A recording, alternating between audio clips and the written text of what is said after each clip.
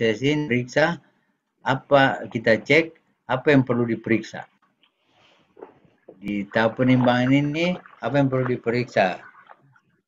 Kita periksa ke persiapan timbangannya, kemudian kesesuaian pada saat pelaksanaan penimbangan. Kemudian pada saat pembuangan, kita periksa ketepatan jenis bahan, jumlah bahan, suhu, dan waktu. Nah, setiap tahap proses kita periksa, kita tetapkan apa yang akan diperiksa. Ini yang namanya identifikasi merancang titik periksa proses. Jadi proses ini kita rancang, apa namanya, proses kita identifikasikan apa yang diperiksa dari awal proses sampai akhir proses.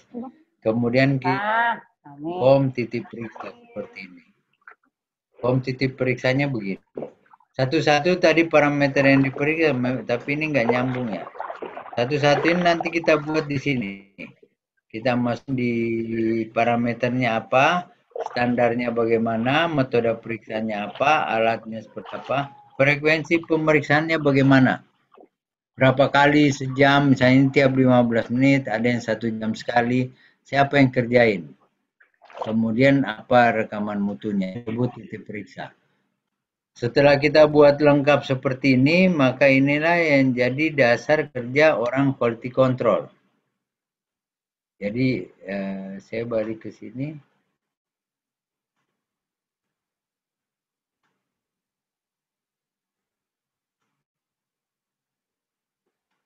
Orang quality control itu bekerja berdasarkan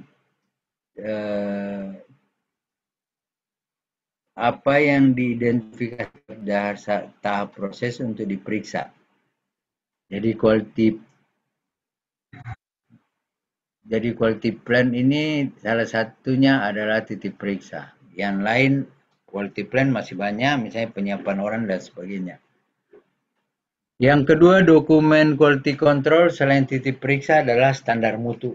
Jadi di titik periksa ini kita tahu tahap proses, yang kedua standar. Nah, standar mutu ini banyak sekali kasus pembuatan standar ini nggak bagus. Tidak bagus, tidak tepat, tidak benar, dan tidak lengkap. Saya kasih contoh ya.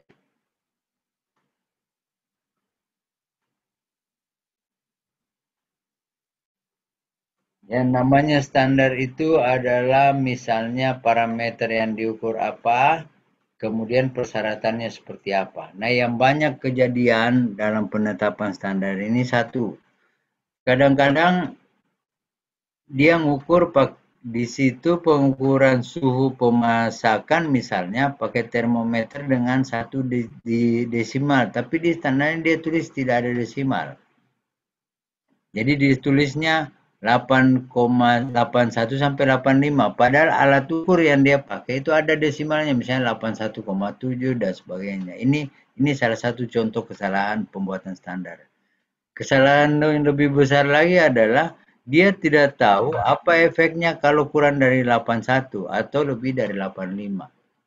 Kenapa dibatasi suhunya 81 sampai 85? Atau pH-nya kenapa 4,0 sampai 4,6? Atau derajat Brix-nya, larutnya Brix 5% sampai 6%. Kalau 4,9 misalnya Brix-nya, atau pH-nya 3,9, itu apa efeknya? Itu yang perlu dijawab. Suhu pemasakan 81 sampai 85, pertanyaan saya, memang alat ukurmu tidak ada angka di belakang koma. Jangan sampai alat ukurnya ada angka di belakang koma, tapi standarnya tidak ada angka di belakang koma. Ini bikin ini salah dalam membuat standar. Yang kedua, tolong jawab saya, kalau pH-nya 3,9, itu efeknya apa? Jelas nggak? Ada yang bilang saya nggak tahu apa efeknya, apa pengaruhnya. 4,9, 4,7 pH-nya. Kalau kamu rilis oke nggak? Dia bilang masih oke sih sebenarnya 4,7. Nah kalau masih oke, kenapa kamu standarnya maksimal 4,6? Karena kalau maksimal mestinya di atas 4,6 itu harus di reject. Jadi suhu pemasakan di atas 85 atau di bawah 80, mau seperti apa tampilannya, mau sematang apa, harus di reject. Kalau standarnya seperti ini. Makanya standar mutu ini harus dibuat oleh orang yang pengalaman, dan standar mutu ini harus dibuat dengan benar. Karena yang seringkali terjadi begini. Waktu diukur pH-nya sama QC lapangan, dia dapatin pH-nya misalnya 3,9. 3,9 karena dia punya wewenang untuk menolak barang reject, maka barang itu dia tolak.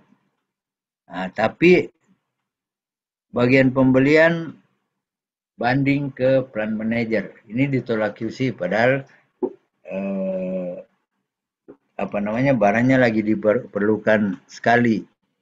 Akhirnya plant manager putusin, oke, rilis aja. Pakai aja, tapi diawasi. Nah, selama dipakai barang ini ternyata tidak ada masalah. Tidak ada masalah yang muncul. Yang notabene barangnya ini sudah di status reject sama QC. Akibatnya apa? Bagian PPSC itu sudah nggak percaya rejectnya QC. Kalau dibilang QC reject, dia rilis aja. Dia pakai aja. Karena dari pengalaman dia kadang-kadang di reject, tapi nggak jelas pengaruhnya. Dan dia juga, orang Kristen juga nggak bisa jelasin bahwa hanya kalau misalnya dipakai kurang dari sekian, lebih dari sekian, dia juga nggak bisa jawab. Nah kalau kondisi seperti ini yang terjadi lama-lama, keputusan QC itu diabaikan. Mulailah curhat QC Phil. Di sini kita sudah reject, orang rilis. Gara-gara apa? Gara-gara standarmu nggak bagus. Kadang-kadang standarnya itu kurang kurang menggigit. Kamu nulisnya standar range sekian sampai sekian, faktanya di atas 86 nggak masalah. Jadi misalnya memang mau dibikin yang pas, misalnya 37 reject, 3,7 reject, 6,4 reject atau 6,5. Jadi memang kalau sampai dipakai yang di bawah 37 jelas efeknya, atau di atas misalnya 4,8 itu juga efeknya jelas. Kalau sudah efeknya jelas, orang nggak berani main lagi. Terus barang menyimpang. Kalau surikasto ini kalau dipakai nanti akan muncul masalah ini. Benar, kalau dia putusin rilis dan dipakai muncul masalah yang sudah dikenal. Jadi yang mau saya sampaikan di sini bahwa dalam menyusun standar itu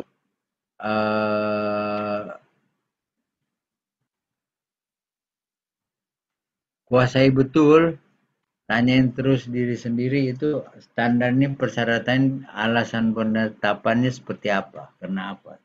Kenali semua standar. Karena banyak sekali kasus sampai perusahaan besar pun banyak yang bikin standarnya nggak nggak pas, kurang kaji.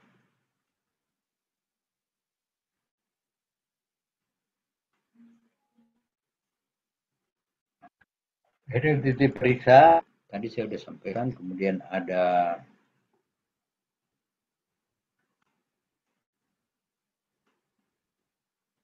dari titik periksa ini sebenarnya kita bisa hitung durasi pemeriksaan, karena kita setiap 5 menit satu kali berapa lama kita bisa hitung kebutuhan personel.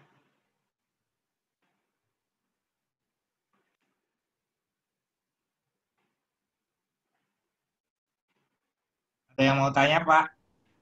Halo, Pak. Saya mau tanya, Pak. Ya, silakan. Ya, Pak. Langsung, Pak. Saya sambil minum dulu sebentar. Iya, Pak. Mungkin saya mau tanya, Pak, langkah-langkah untuk membuat quality plan di perusahaan yang benar-benar baru itu seperti apa, Pak? Kita perlu komunikasi ke departemen mana aja, ke siapa aja. Kemudian tadi yang masalah apa persyaratan atau standar mutu, Pak ya. Misalkan katakanlah kita ngecek suhu pemasakan atau mungkin apa ya, yang tadi yang bahas masalah dengan processing. Kalau misalkan tidak sesuai spek, cuman kita kan nge-reject ya. Nah, ketika plant manager memberikan kewenangan untuk memakai dan ternyata nggak ada masalah, nah si processing ini jadi kayak menyepelekan QC. Padahal kan standar kan yang menciptakan itu sebenarnya bukan QC, Pak, kan itu dari R&D ya. Dari apa namanya penelitian R&D, trialnya R&D seperti itu. Ya itu, Pak. Dan lupa ya, saya cari ini nggak kelihatan saya. Zoom-nya nggak, bentar lupa. Saya nggak keluar kan ya Pak ya? Iya. Masih Pak. Saya enggak.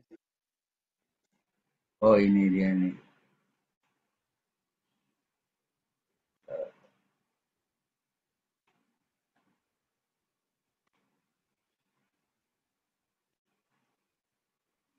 Oke, cari dulu Pak sebentar.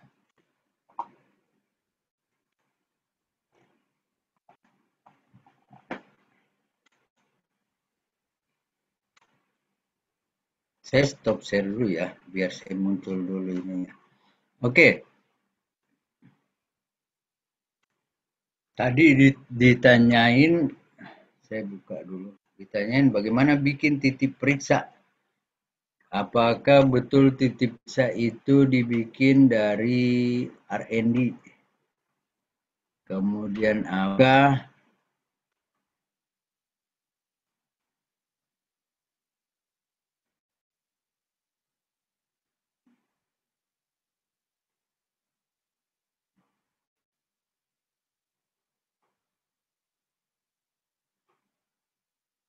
enggak begitu bagus posisinya.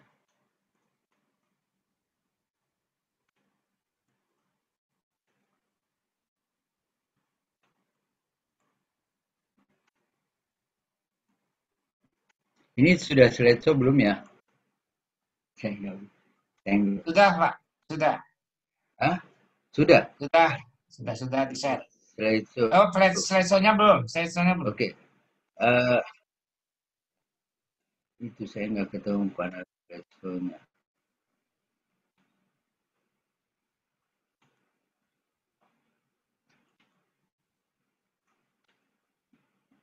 Apa ya?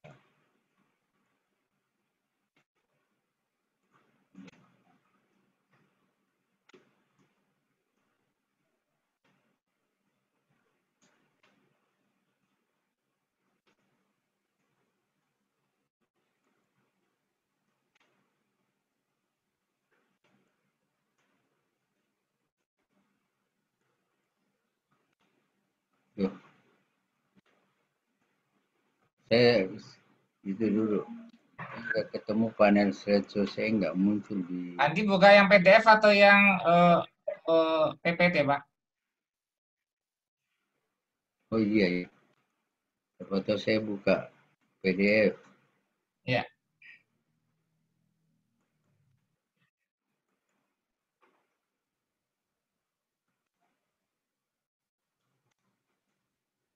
Betul Pak, ini kuncinya penerapan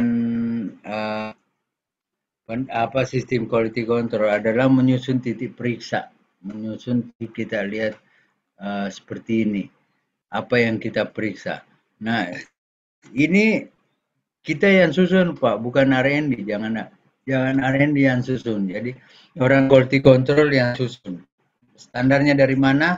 Jadi di sini nanti perlunya misalnya orang QC-nya tahu bagaimana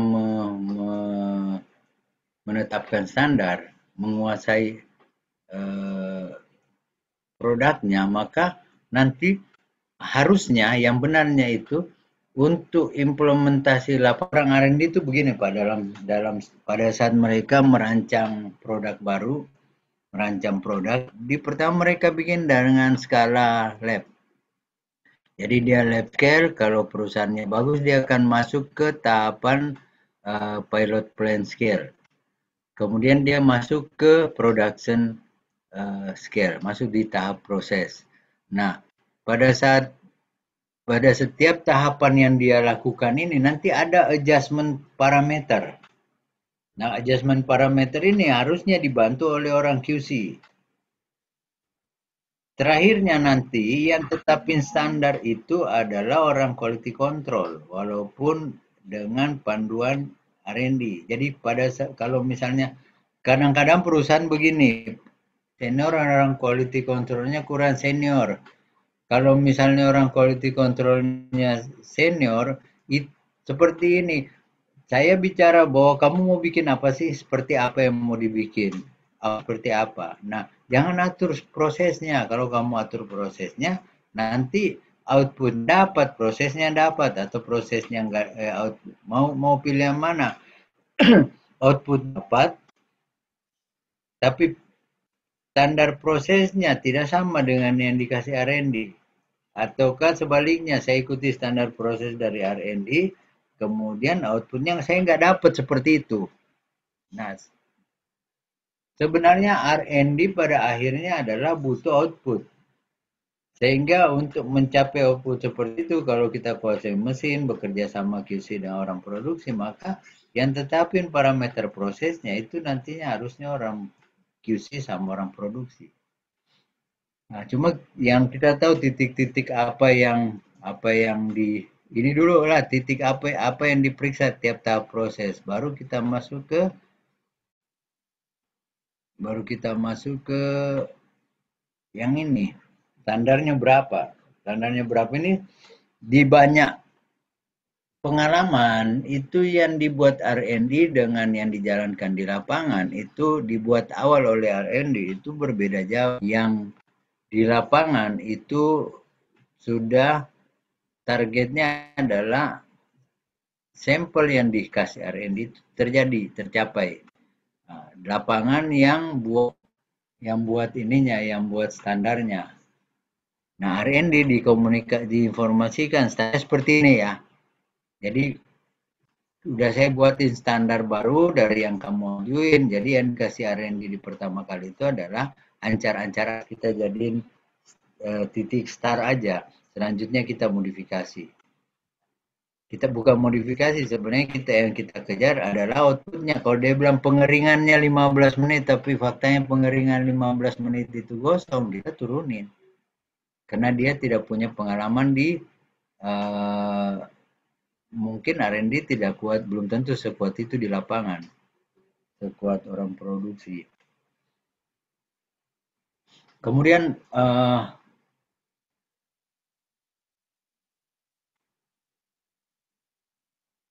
jadi tadi ditanyain standar ini yang diperhatikan. Waktu kita tetapin sekian sampai sekian, itu dasarnya apa? Kalau pertama perhatiin alat ukur, jangan bikin standar yang beda desimal dan alat ukur, itu satu.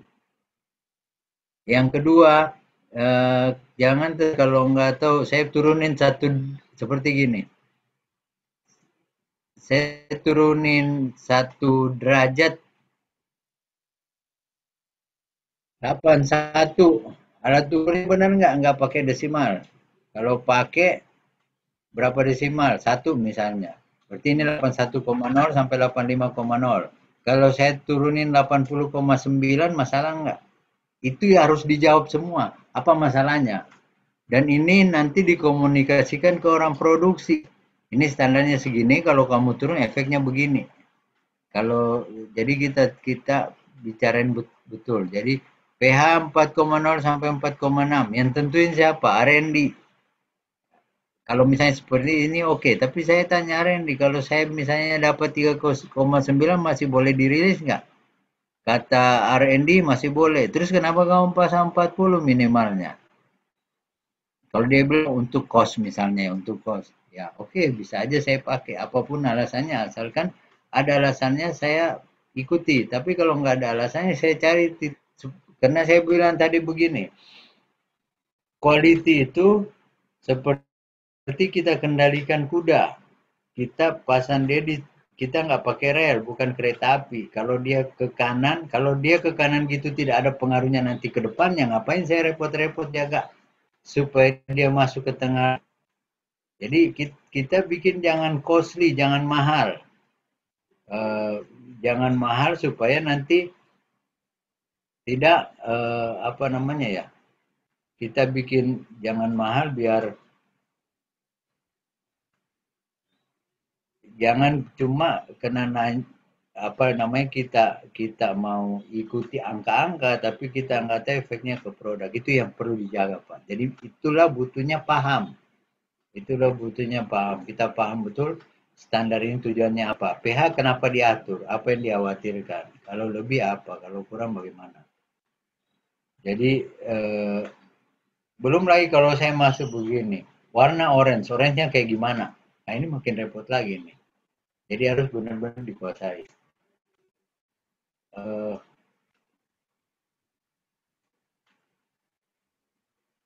Oke.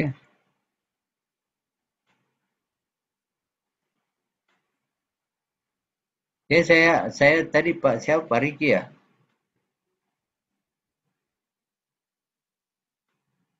Iya, saya Pak. Sudah bisa terjawab nggak Pak? Mungkin masih ada pertanyaan lanjutan, silahkan Pak. Itu Pak, mungkin kalau misalkan ada pabrik baru yang belum ada quality plan-nya, itu langkah-langkah untuk membuat quality plan seperti apa Pak? Untuk membuat apa quality plan? Pabrik baru yang belum ada quality plan-nya. Ya. Jadi kita bikin ini dulu Pak, kita bikin nih ada proses apa saja. Nah, dengan bikin begini terus kita bicara konsep quality control yang tadi bahwa tiap tahap proses itu adalah pemasok untuk tahap proses berikutnya, maka kita akan dari belakang bicara hasil packingnya mau bagaimana. Nah, kita sebenarnya bikin ininya itu titik periksa itu dari belakang. Untuk dapat seperti ini, kondisi di sini seperti apa. Untuk dapat seperti ini, kondisi ini seperti apa. Untuk dapat kondisi seperti itu, apa dari proses yang harus dikontrol. Itu yang di apa namanya harus di kita satu-satu buat gitu. Jadi kita kontrol satu-satu supaya apa namanya kita identifikasi daftar apa yang dikontrol tiap tahap proses.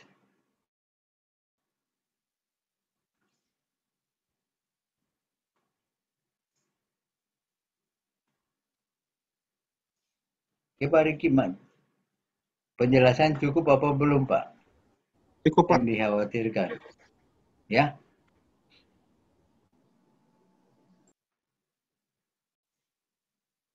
Mau saya kurang bagus.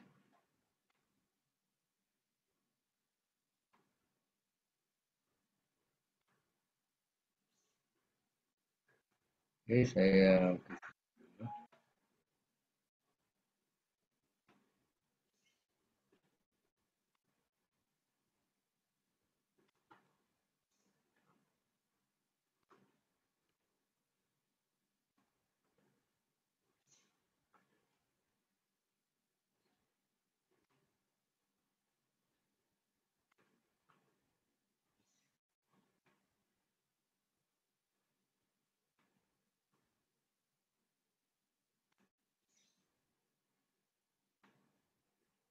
sorry Pak, sebentar Pak.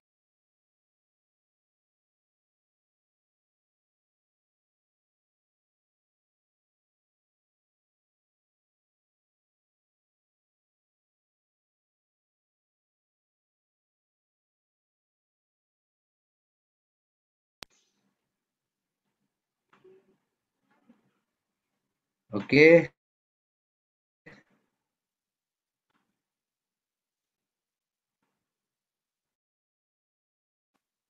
Oke, saya lanjut ya. Ada yang mau bertanya silahkan Pak, ditanyain. Kalau ada yang mau bertanya.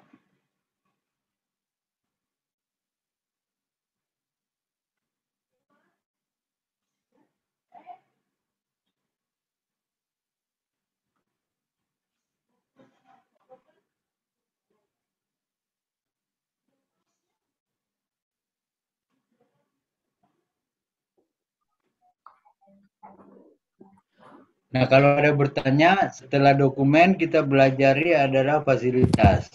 Jadi tadi kita pelajari adalah satu orang landasannya, kemudian kualitas dokumennya. Tadi orang kita bicara tentang kompetensi, persyaratan, karakternya. Kemudian quality dokumen, yang poin pentingnya adalah standar, titik periksa. Jangan salah bikin standar. Salah bikin standar, salah buat keputusan. Nah, sebenarnya secara konsep itu, kalau tidak sesuai standar harus reject di status mutu. Jadi ini nih saya belum sampaikan mungkin. Nah, periksa itu dasar dari kerja, standar mutu lengkap, kemudian lengkap, tepat, dan benar. Perhatikan, jangan salah standarnya berantakan semua. 2 WI pemeriksaan, setiap pengujian harus ada caranya dan WI-nya itu lengkap. WI pakai cara penggunaan alat, WI cara melakukan pemeriksaan, itu dibuat semua. Jadi instruksi kerjanya. Kemudian status mutu. Status mutu tadi saya jelasin bahwa orang di lapangan itu mengeluarkan status mutu reject untuk barang menyimpang. Nah, status mutu ini bukti tanggung jawab dari QC. Saya selalu tekankan, ini status mutu ini adalah di industri makanan begini. Kalau saya rilis barang menyimpang itu risiko ke orang lain. Kalau menyimpang kena food safety, maka risiko sampai ke kesehatan, keselamatan konsumen. Jadi saya kasih tahu bahwa status mutu ini jangan tercecer. Tiap status mutu kamu tanda tangani, itu reputasi kamu. Itu kompetensi kamu. Kalau kamu gagal, kamu merilis barang menyimpang, berarti kamu tidak pekerjaanmu. Status mutu ini harus dijadikan benar-benar di jiwa. Waktu saya rilis ini saya jiwai bahwa saya tanggung jawab bahwa ini barang boleh dipakai. Di pun saya tanggung jawab bahwa ini barang harusnya dimusnahkan. Saya bangun tanggung jawab seperti itu di setiap QC field, sehingga tidak ada QC field yang kasih status main-main. Dan ini adalah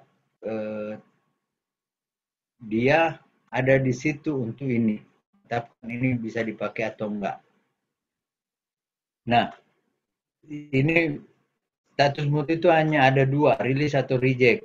Satu waktu kita dapati status tunda atau nol. Ini adalah status antara di mana kita belum bisa memutuskan rilis atau reject karena kita butuh informasi tambahan. Kemudian form pemeriksaan. Jadi saya tulis di sini semua form harus terdaftar, hindari form siluman. Jadi begini, setiap form untuk pemeriksaan itu sudah ditetapkan. Jangan ada form yang dibuat sendiri. Jangan ada form yang tidak direncanakan. Kenapa? Setiap form ini nanti harus diisi. Setiap pengisian data itu ada kode tuh, ada orang yang mengisi, ada waktu pengisian, ada periode pengisian, sehingga pengambilan data di lapangan itu adalah biaya. Jangan sampai kita lakukan pengambilan data sementara datanya tidak ada yang tidak diperlukan gitu loh. Jadi form pemeriksaan ini jelas dan istilahnya masing-masing hanya yang dibutuhkan aja yang diambil datanya. Begitu form terisi namanya rekaman. Jadi form kalau dia masih kosong, kalau sudah terisi namanya rekaman. Ini form sudah ada biaya di dalamnya, man days, harga orang per menit. Nah, setiap angka yang masuk ke dalam form harus diolah menjadi data dan dirubah jadi informasi. Jadi data atau diolah datanya menjadi informasi, bukan kesimpulan. Maksud saya di sini diolah menjadi informasi. Tanpa dirubah jadi informasi, maka itu semua pemborosan. Jadi waktu saya ambil data berat produk per bag. Saya tulis, saya ambil data berat, saya tulis, kemudian maka tadinya form yang masih kosong namanya form, setelah diisi itu namanya rekaman. Rekaman ini saya olah bahwa berapa rata-rata berat produk dan bagaimana saya simpulkan. Saya jadikan informasi bahwa mesin ini itu beratnya atau proses di shift ini itu berat muni standar. Masuk angkanya sekian, sekian, variannya sekian. Ini harus terjadi. Kalau enggak, cuma diperiksa, jadiin dokumen, disimpan. Ini pemborosan. Jadi kita tidak boleh melakukan pekerjaan yang hanya pemborosan. Karena Departemen Quality Control itu adalah kita sebut conformity. Jadi biaya yang dikeluarkan supaya conform. Biaya yang dikeluarkan. Nah ini jangan malah menjadi pemborosan. Kita keluarkan biaya untuk menjamin tidak ada penyimpangan. Kalau misalnya biayanya keluar, penyimpangan yang masih terjadi, berarti pemborosan. Atau biayanya keluar untuk hal-hal yang tidak diperlukan. Ini dijaga, Kemudian laporan QC itu mungkin laporan harian atau mingguan atau bulanan itu harus ditindaklanjuti. Jadi kalau misalnya kita jadi leader di Departemen Quality Control, kemudian ada laporan masuk, harus dibuat sebagai laporan, dan laporan ini kalau isinya ada informasi di mana harus ada tindak lanjut, harus ada tindak lanjut. Kalau enggak dibutuhkan, akhirnya saya berpikir lah nggak usah ambil data. Seperti misalnya gini, saya dulu rajin sekali apa suhu sealer di mesin packing, suhu sealer. Mesin packing itu ada sealer untuk mengemas suhunya, saya rekam datanya, data suhu tiap mesin. Lama-lama saya pikir buat apa saya informasikan. Awalnya saya sudah dapat informasi suhu itu setelah sekian bulan dipakai seal bar namanya. Jadi ada besi seal, setelah sekian bulan dipakai itu dia mulai banyak yang gagal seal. Saya 3 bulan dipakai atau 6 bulan dipakai harus diganti, karena dari data saya bulan ke-6 pemakaian, bulan ke-5 banyak yang gagal seal. Jadi sealnya tidak lengket karena mungkin udah hilang. Ini yang tahu lapangan ngerti yang saya maksud. Jadi coraknya udah hilang, sealnya nggak lengket, sudah aus. Nah, setelah saya dapat data ini, maka setiap saya bikin keputusan setiap 4 bulan, seal bar bagus atau enggak, kalau durasi pro ganti. Nah setelah itu saya sudah tidak olah lagi, saya nggak ambil lagi data, karena saya pikir selama saya amati informasi itu saja yang saya, dan itu sudah ditindaklanjuti. Selanjutnya saya nggak rekam lagi data suhu seal karena variasinya juga terlalu tinggi. Itu salah satu contohnya bahwa data yang diambil di lapangan. Jadi mulai dari sini tidak ada form siluman. Jangan lakukan yang tidak perlu diperiksa. Jangan buang waktu ambil data untuk hal yang tidak perlu. Kemudian apapun harus diolah. Harus diolah dan dijadikan untuk melakukan continuous improvement. Jadi jangan ada pemeriksaan yang datanya direkam, disimpan, dan disimpan saja, nggak ada apa-apanya. Buat apa? Oke, itu dokumennya. Masuk ke ini contoh, ini flow-nya. Jadi perencanaan QC itu pakai titik periksa. Biasanya kita sebut ini quality checkpoint. Quality checkpoint maksudnya di tiap tahap proses kenali apa saja yang dicek. Buat dalam tahap tetapin harusnya standarnya bagaimana, diceknya frekuensinya berapa kali, berapa periodenya berapa lama, dan ini menetapkan berhubungan dengan konsistensi produk. Kalau produknya konsisten atau parameter itu konsisten, jangan diperiksa tiap setengah jam, Tapi kalau nggak konsisten, jangan shift 1 kali. Jadi kita tetapkan mau 1 shift 1 kali, kapan? Awal shift, tengah shift, atau kita tetapkan setiap setengah jam sekali di perencanaan QC. Jadi titik periksa ini mengidentifikasikan apa yang diperiksa tiap tahap proses. Yang kedua, frekuensi periksanya bagaimana? Nah, penataan frekuensi periksa dengan kestabilan proses.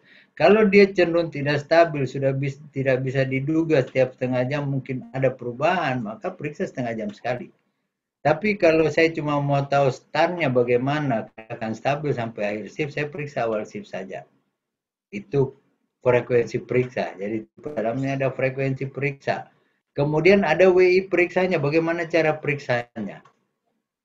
Ada persyaratan dulu kita tetapkan. Persyaratannya berapa sampai berapa.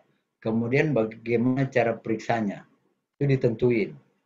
Terus siapa petugasnya? Misalnya QC field bukan nama orang, tapi posisi job position. QC field packing misalnya. Dan sebagainya. Itulah yang kita sebut perencanaan quality control.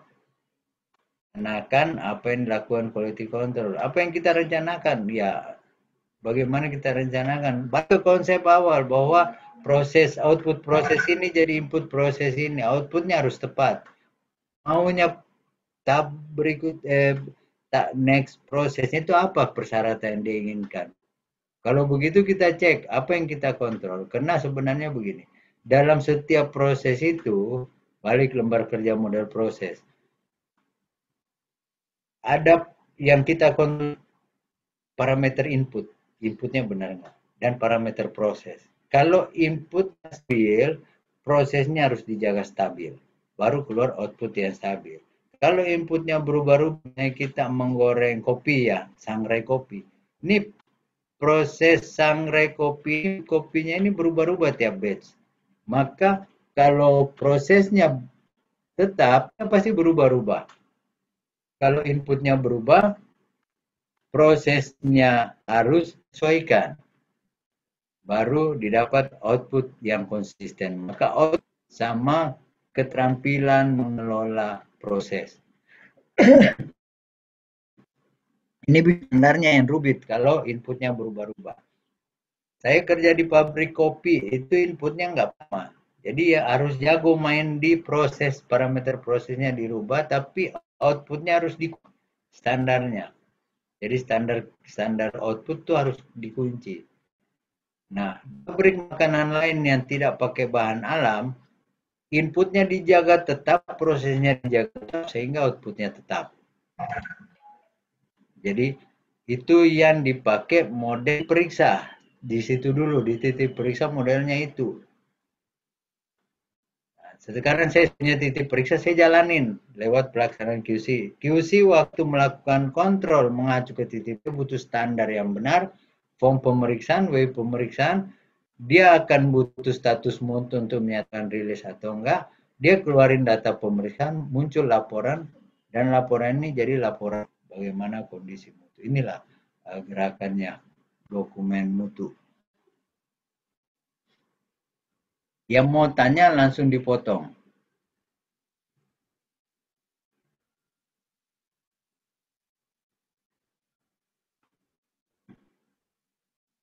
Contoh-contoh aja. Berikutnya kita masuk ke tiga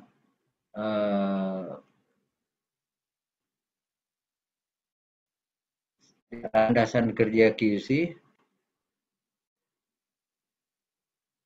Landasan kerja QC itu ada 3, personil, dokumen, dan fasilitas. Tadi personil udah, dokumen udah, sekarang fasilitas. Nggak usah takut, saya nggak bahas semuanya. Nggak sampai. Kita masuk ke fasilitas.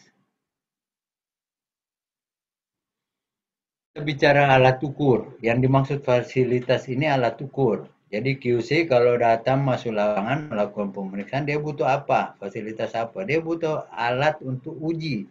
Alat uji dapur. Jadi dia misalnya dia mau meriksa ketebalan, dia harus tahu dia punya mikrometer atau mungkin dia pakai kaliper sebagainya.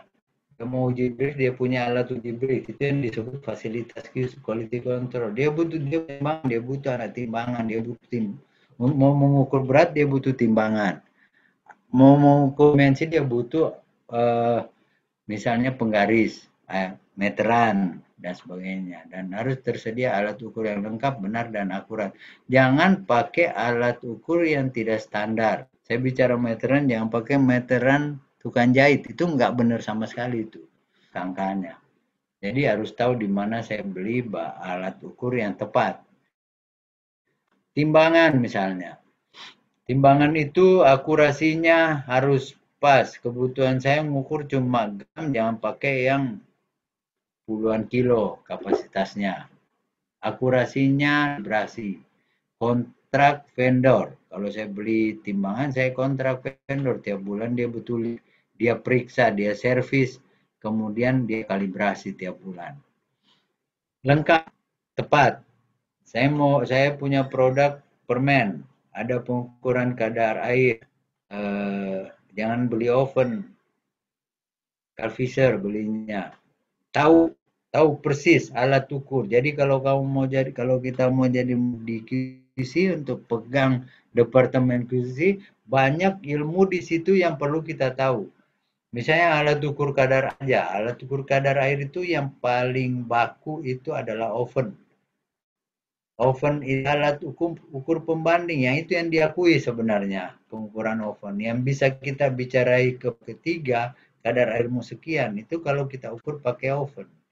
Dan metode pengukuran oven, tiap bahan ada. Berapa waktu, berapa suhu berapa, dan waktu berapa. Ukur kadar air sendiri di dalam bahan. Ini baru kadar air saya bicarain ya, saya cerita sedikit kadar air. Kadar air dalam bahan itu ada 3 bentuk, air bebas, air terikat secara fisik, dan air yang terikat secara kimia. Air bebas itu rumus molekulnya misalnya titik-titik 6H2O, itu air bebas. Air ini pada saat harus lepas. Kemudian ada air yang terikat secara fisik. Nah, air yang terikat secara fisik ini pada saat pengukuran kadar air, kalau dia nggak merubah bentuk, nggak harus lepas dan diukur. Berapa hilang berat, itulah. Tapi air yang terikat secara kimia, jangan lepas. Jadi suhunya harus diatur. Kalau air yang misalnya C6H12, air yang terikat secara kimia yang ada di rumus molekul ini, dia lepas di O nantinya, sisa karbon, itu mengukur. Kita sedang mengukur kadar abu. Apa yang terjadi? Banyak pabrik yang pakai infrared moisture balance. Dia nggak oven karena itu cepat. Ada lagi digital kelihatan di timbangan, masuk keputusan kadar airnya sekian. Dari kehilangan berat. Setting suhu dengan itunya diatur. Yang terjadi apa? Kalau saya selesai ukur, misalnya kadar airnya sekian, saya pencet on lagi, dia mulai jalan lagi. Terakhirnya saya dapat kadar abu, sisa karbon. Nah ini alat infrared moisture balance yang umum digunakan. Ini bukan alat akurat. Ini alat sekali bukan alat ukur yang bisa dikomunikasikan. Ini alat ukur internal mendapatkan angka perkiraan dan konsistensi saja. Kalau dengan cara yang sama, harusnya saya dapat gini. Saya pernah validasi dengan oven. Kalau dia dapat di infrared dengan suhu dan waktu sekian, itu berarti kalau di oven dia kira-kira dapatnya sekian. Ini yang saya cari. Berarti itu alat ukur cepat aja. Saya mau mengukur dengan cepat sebagai kadar air relatif. Bukan kadar air yang sebenarnya. Jangan komunikasi dengan vendor, kadar airmu sekian loh. Apa kamu pakai infrared? Ya itu salah. Bukan itu alatnya. Bukan di situ alat itu bukan alat untuk komunikasi dengan pihak ketiga. Nah, jadi harus dapat kita punya informasi dan infrared moisture balance suhu dan waktu sekian setara dengan oven itu variannya sekian. Jadi kita sudah tahu dari sini muncul angka sekian berarti aktualnya kira-kira sekian. Nah, karena saya bilang tadi bahwa rata-rata pengujian di food itu range-nya besar, ini masih bisa dipakai. Jadi jadi pahami kadar air. Belum misalnya gini, saya bicara refraktometer. Refraktometer itu alat ukur misalnya padatan terlarut. Kalau kita ukur refraktometer yang logam dengan yang bahan plastik, itu bedanya ada dan itu konsisten, beda satu derajat Brix. Nah ini kita harus tahu. Jadi kemudian yang lain-lainnya lah, semua alat ukur, variannya, bagaimana geserannya, ini harus kita tahu. Jadi alat apa yang kita beli yang sesuai. Kadar gula ukur Carl-Fisher, jangan ukur oven. Kagak selesai-selesai gula dipanasin terus dia jadi karbon. Biar suhunya rendah jadi karbon juga. Kemudian yang kedua kalibrasi, minimal setahun sekali. Kalibrasi itu dilakukan, jadi ada tera dan kalibrasi. Kalau kalibrasi dan tera ini jadi wajib harus dilakukan di laboratorium terakreditasi. Kita boleh lakukan kalibrasi internal tapi tanpa sertifikat dan ini tidak memenuhi PMIL-nya, harus ada sertifikat. Berarti kita harus main di lab kalibrasi yang terakreditasi. Tera itu sendiri mirip kalibrasi atau mungkin sama kalibrasi, tapi lebih ke formal hukumnya. Jadi kayak misalnya ada alat yang wajib dan tera ulang, seperti kalau kita beli bensin di pom bensin, karena dipakai untuk umum, untuk masyarakat, maka meteran pom bensin itu, flow meternya pom bensin itu harus tertera. Speedometer apa sih kalau taksi? Kalau taksi dia pakai lama, udah pakai taksi saya lupa. Jadi alat ukur di taksi itu berapa itu juga di tera. Nah, alat ukur kita yang berhubungan pihak ketiga, misalnya yang dipakai untuk menerima barang dari vendor, dan alat ukur yang dipakai untuk mengeluarkan barang, klaim berat, itu harus ditera dan ulang. Nah, ini harus dipatuhi. Kalibrasi tandanya dipasang di alat dan kapan kalibrasi berikutnya juga muncul. Kemudian training dan uji ketepatan. Training mungkin WI ya, terutama WI penggunaan alat itu training pastiin semua orang terampil. Uji ketepatan ini validasi. Kadang-kadang kita kita baru tahu banyak hal dengan uji ketepatan di lab, namanya ring test ya. Tapi kalau di QC saya sebut uji ketepatan aja. Jadi saya kasih bahan, saya suruh ukur tebalnya, suruh ukur dimensinya. Dimensi aja dulu lah kalau kerjanya di bagian dimensi. Saya suruh ukur misalnya dimensi box. Dimensi box itu ada dua, dimensi dalam dan dimensi luar. Dia tahu nggak apa yang dimaksud dimensi dalam? Saya suruh hitung berapa jumlah fluid sentimeter tertentu, berapa jenis apa barangnya, kartunya misalnya. Kartu ini craft atau saya uji kompetensi periodik ini bisa ketemu banyak, ternyata pakai baris saja dia nggak tahu. Jadi ini harus dilakukan. Saya kasih tahu begini karena supaya kita tertarik bahwa ini hal yang perlu dilakukan dan untuk mengenali bagaimana tim kita bekerja. Yang berikutnya kita tugasin bahwa semua alat ukur yang saya kasih ke kamu dan kamu gunakan untuk bekerja, semua personil field, itu adalah senjata kamu untuk perang. Jaga, jangan rusak lah. Jangan sampai kamu masuk ke medan tempur mau nembak nggak bisa, senjata kamu nggak bisa bunyi, mati. Udah. Jadi dia jaga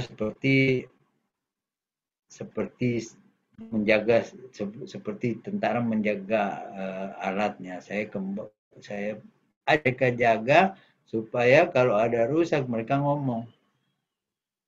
Yang terakhir, pada saat penggantian shift, serah terima alat ini harus dicek.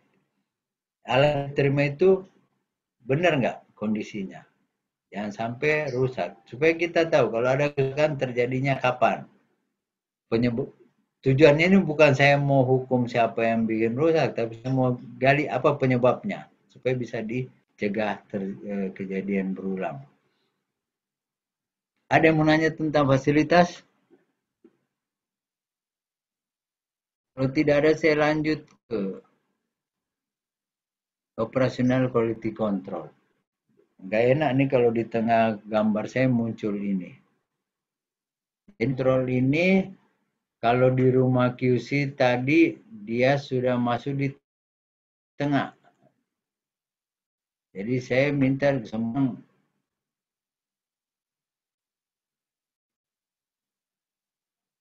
tim saya dulu, saya minta pelajari rumah ini. Dokumen kapital, facility equipment masuk ke operasional QC. Kontrol material, proses, dan kontrol finish good. Kita belajar sampai sini saja. Yang ini panjang sekali ceritanya. Dan itu bukan sistem utamanya. Jadi, masuk di analisis. Pertama kita bicara tentang kontrol material. Kontrol material dan packaging material pada saat penerimaan. Pengendalian material dan packaging material. Jadi tadi saya bilang kalau ada yang fresh graduate, yang belum masuk di industri makanan, maka istilah-istilah ini perlu saya jelasin.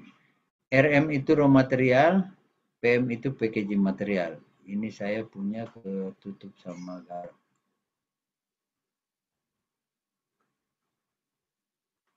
Gimana saya bilangin ya. Kemudian untuk mengendalikan raw material pada saat penerimaan, saya juga sudah gambarin flow-nya. Ada permintaan marketing, dari permintaan marketing bagian production planning dan inventory control, itu akan memeriksa untuk memenuhi permintaan marketing ini saya punya material cukup nggak. Kalau ada yang kurang, dia akan minta ke bagian purchasing. Bagian purchasing untuk adain. Nah, pada purchasing udah beli, nanti material itu datang ke pabrik. Nah, kedatangan itu yang kita sebut kegiatan penerimaan material. Jadi kita menerima raw material atau packaging material.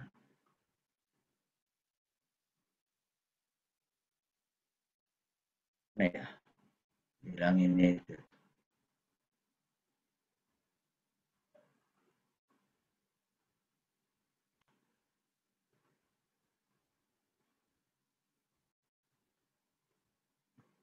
Oke.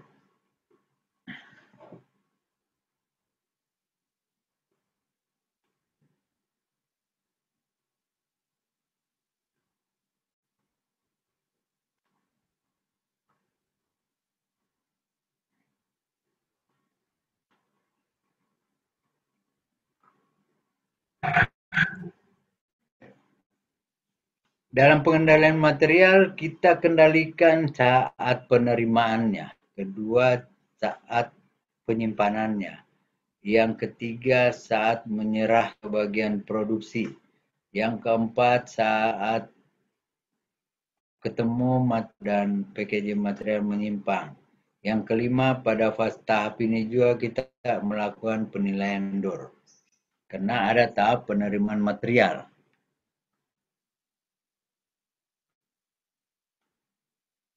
Nah, untuk bisa lakukan